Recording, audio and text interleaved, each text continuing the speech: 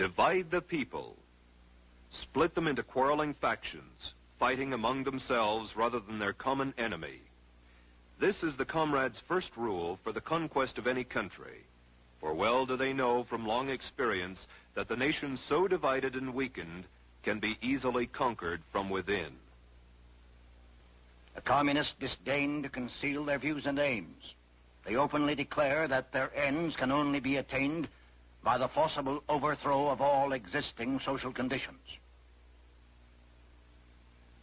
The most powerful enemy can be conquered only by exerting the utmost effort and by thoroughly, carefully, attentively, and skillfully taking advantage of even the smallest rift, of every antagonism of interest among the various groups or types within the various countries. With phase one, that of dividing the population, completed, the revolutionists were ready to move into phase two of the communist blueprint for takeover.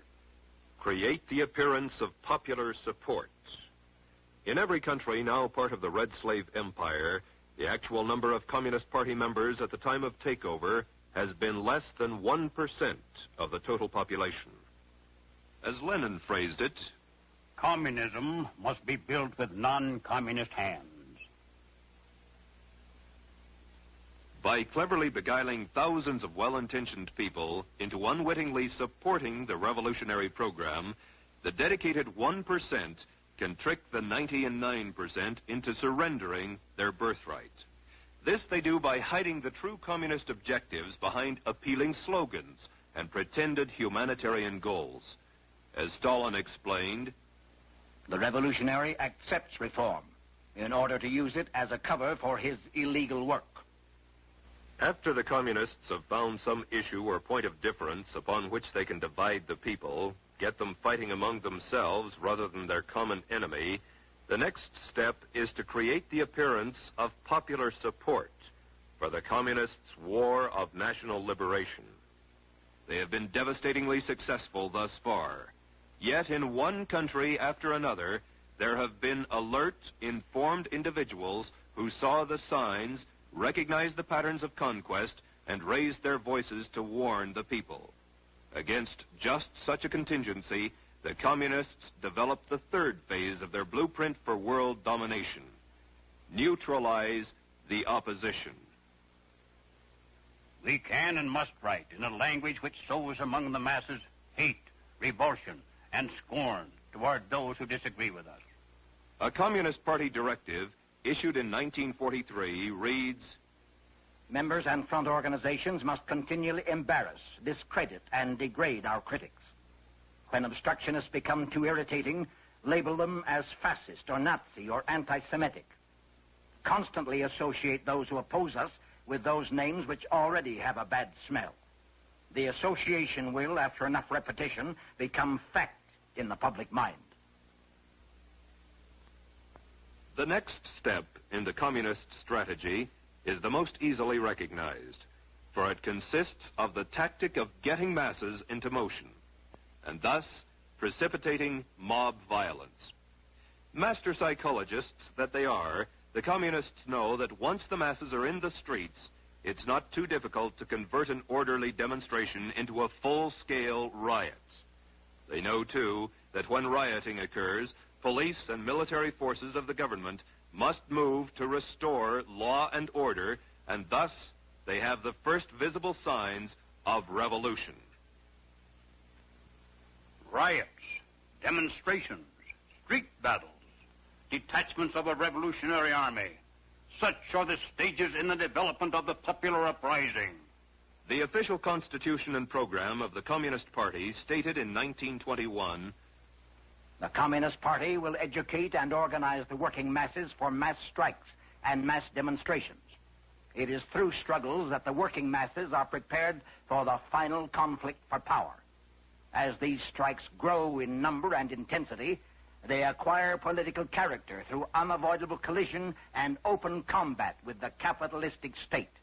Mass action culminates in insurrection and civil war. In 1964, a communist document taken from the Viet Cong stated, get the people out into the streets. Quarrels should be provoked.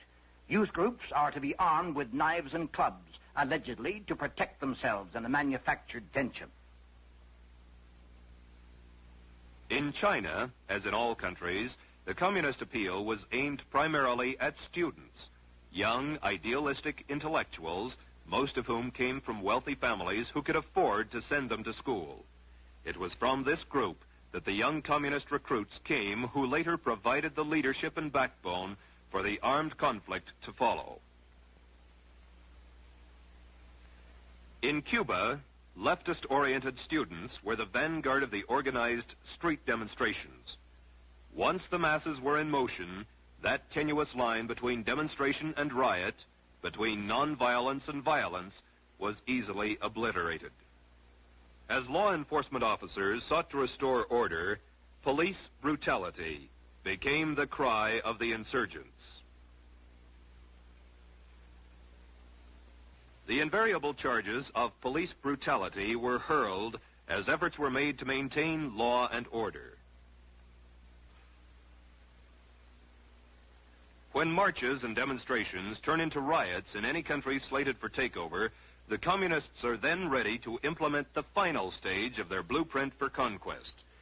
It takes only a handful of armed opportunists, criminals and savages to create the semblance of revolution. Only insurrection can guarantee the victory of the revolution.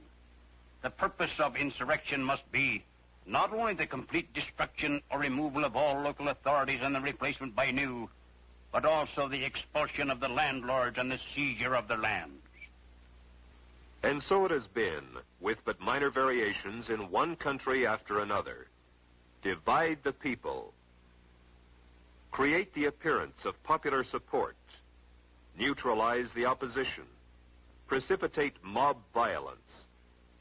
Create the semblance of a revolution. An accurate summary of Lenin's strategy for the conquest of the world is as follows. First, we will take Eastern Europe. Next, the masses of Asia. Then we shall encircle the last bastion of capitalism, the United States of America. We will not have to attack. It will fall like overripe fruit into our hands.